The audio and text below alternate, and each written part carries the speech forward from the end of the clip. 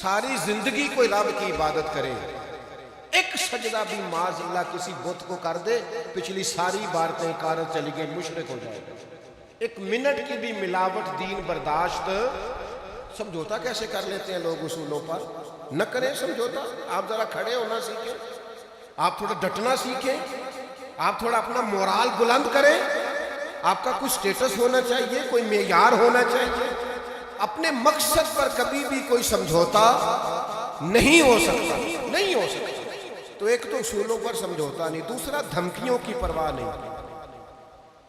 زندگی جو ہوتی ہے نا، اس نے بہرحال ختم ہونا ہوتا ہے۔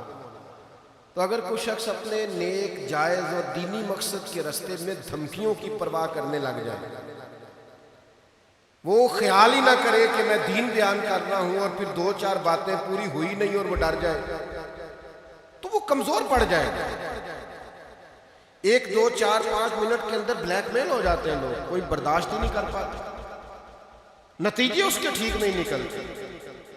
یہ کام بھی کفار نے کیا۔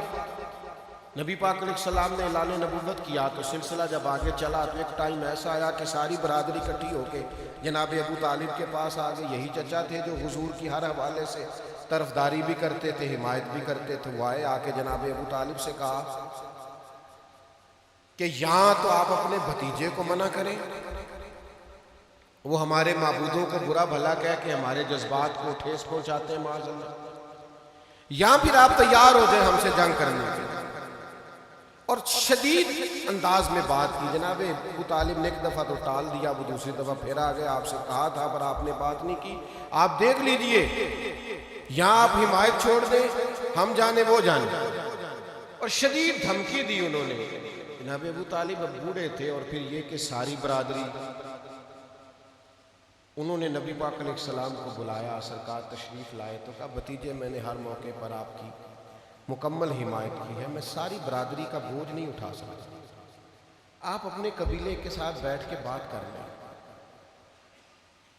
اور وہ کہہ رہے ہیں کہ یہاں تو آپ باز آ جائیں، یہاں پھر جنگ ہوگی۔ تو یہ میرے رسول پاک علیہ السلام کا مقصد کے لیے عزم ہے۔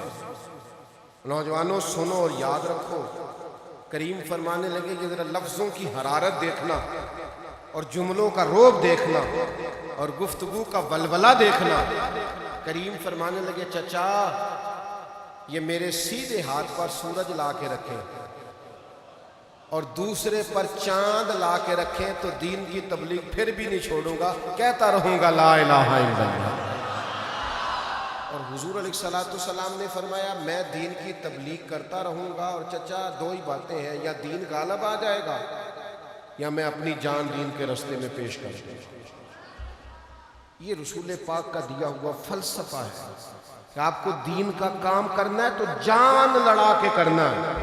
یہ شہادت گاہ الفت میں قدم رکھنا۔ لوگ آسان سمجھتے ہیں مسلمان ہونا، آپ کو پھر پوری مشقت کے ساتھ زخم پہ زخم کھا کے جی خونے جگر کے گھونٹ پی آہ نہ کر لبوں کو سی، یہ عشق ہے، کوئی دل لگی نہیں۔ چپ کر کوئی گلہ نہ کرنا، شکوہ نہ کرنا، کسی قسم کا لفظ زبان پہ اعتراض کا نہ لانا، یہ عشق ہے، کوئی دل لگی نہیں۔